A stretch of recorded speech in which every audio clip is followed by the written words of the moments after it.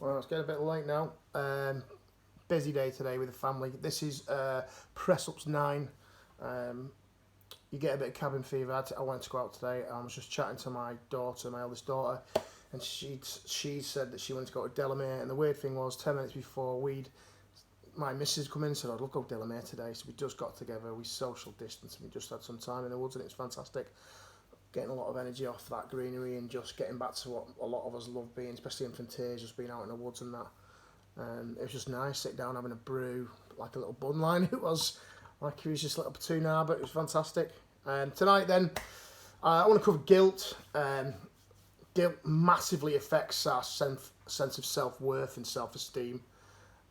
It's elusive and it's dead hard to predict. It just comes up and gets you. And guilt is quite common amongst mental disorders, especially anxiety and depression. There's so many different types of guilt.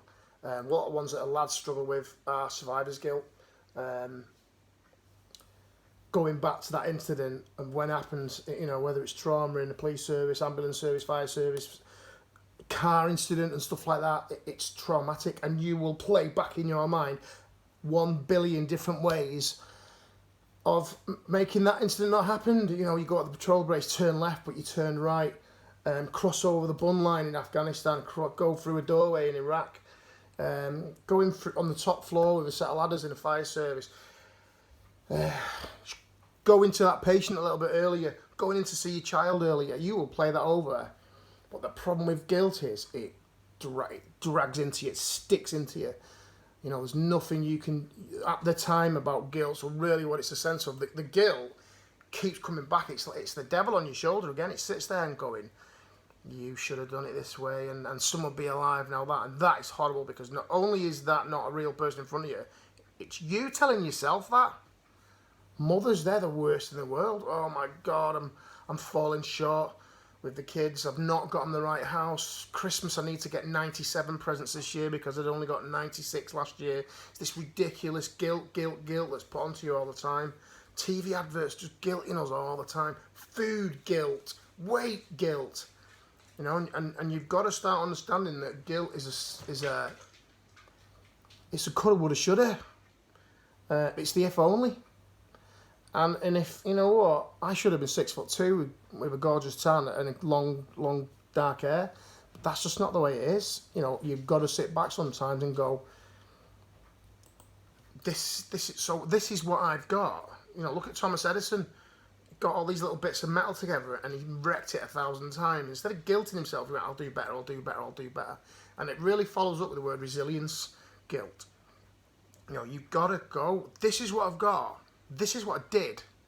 And when I was in the fire service, I did 2 years of the fire service, and you do all your training. And I come to the end of it, and when you do all your training, you learn how to do ladders, you learn how to do this, you learn how to do all these amazing things. It's brilliant in the fire service. But they do this amazing psychological thing at the very end. Show you this video. So you've gone in there, you can save our lives, you've gone and done the most amazing things. But they show you this video in 1980 of 3 firefighters coming out of an house, and it was burned into my mind when I watched it. And they come out with these 3 children. And the children are dead, and it really struggles with the firefighters. But at the end of the meeting, at the end of this video you watch, they smash you with these words, and it's so amazing it is. Just remember, you didn't start the fire, okay? You went and did what you could, and it was the best that you could do. And that's where the sentence stops. Nobody's going to lean over your shoulder and go, shoulda, woulda, coulda. Oh, why didn't you do this? Why didn't you do that? No one's going to do that. No one's going to tell you that you should be a better person, better mum, better dad.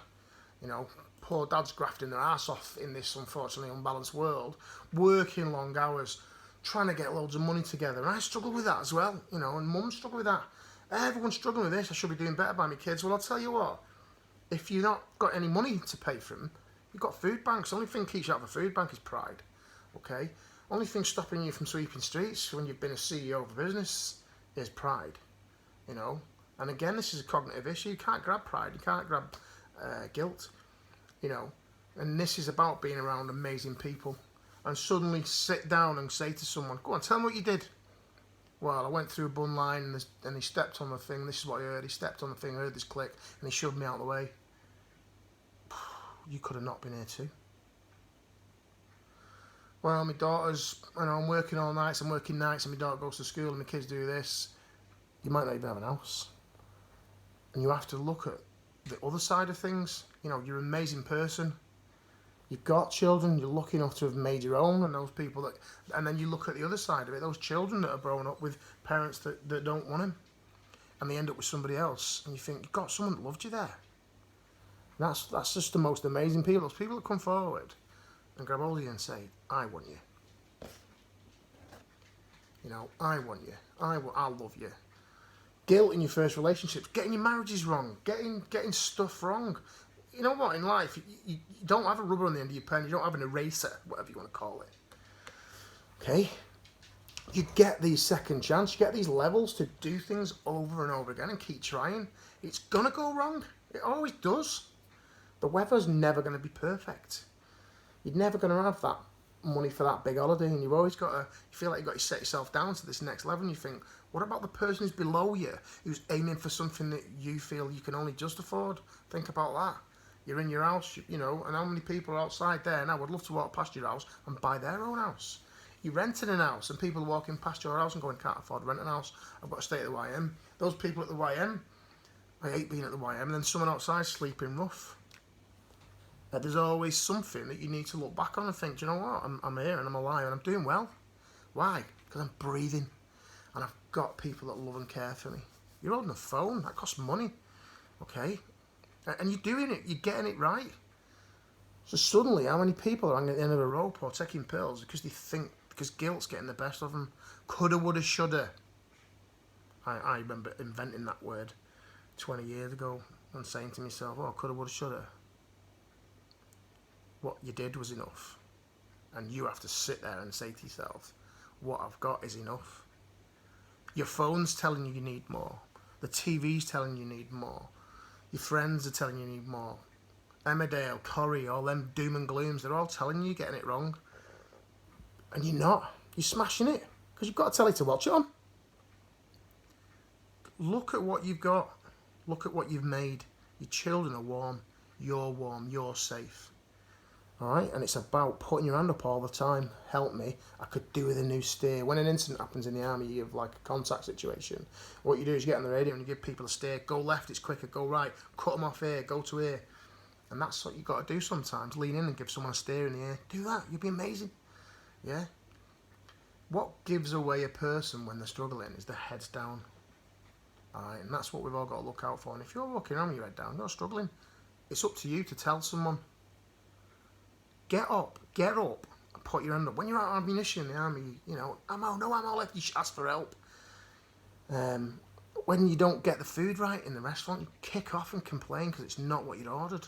And if life's not what you'd ordered, complain about it to somebody. Alright? Every day you're in that restaurant of life. I don't like this, it's not going right for me. Right, get to someone that can help you out. Get someone who can give you that steer. Alright? You're loved, you're wanted, and you need to be here. And if you don't understand that, there's no tough in this.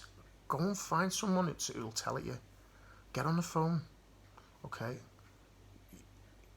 Life is the most amazing thing, and you have to have nearly lost it a couple of times to understand that. But if you've seen death, you can't undo that. I can't make my dad come back, and for that 1 second it took him to die, I can't mourn for that 1 second. It went and it was an eventuality. But what I can do is celebrate the 63 years of him being alive and all the great things he did. Okay? Guilt, though, we can get rid of that. Survivor guilt. You live to tell another day. You live to go home and say to the person who he loved that he was deeply loved. Okay, mothers, you're smashing it. You're just measuring yourself off somebody else's ruler. Dads, throwing a day off. Take a day off. Change your job. Become an ice cream man. You're only chasing the dollars, and the dollars are burning you out. Okay? Bizarre. So come on. Get it together, team. You're on this thing called six section battle drills, and at the end of them in the army, you do the reorg. Perhaps you need to do reorganisation of your life. You're working for an house instead of working for yourself. You're putting yourself into debt for an holiday that you don't really need, that you could spend in the UK. All right? We're amazing as a country. We're amazing as towns and people. But we're only amazing because a bus driver needs passengers on it. The passengers go to work. Okay, we're all working for each other. It's just some people have lost sight of that.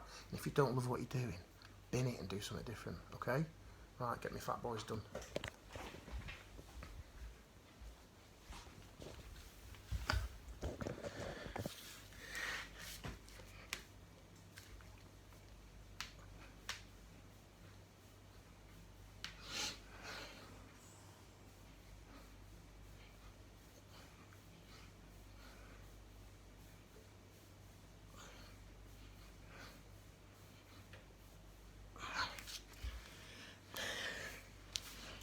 Stay alive, team. Because everybody wants you here, okay? Suicide is shite. Living's cool. It just costs a bit of money. Come on, everyone. Win.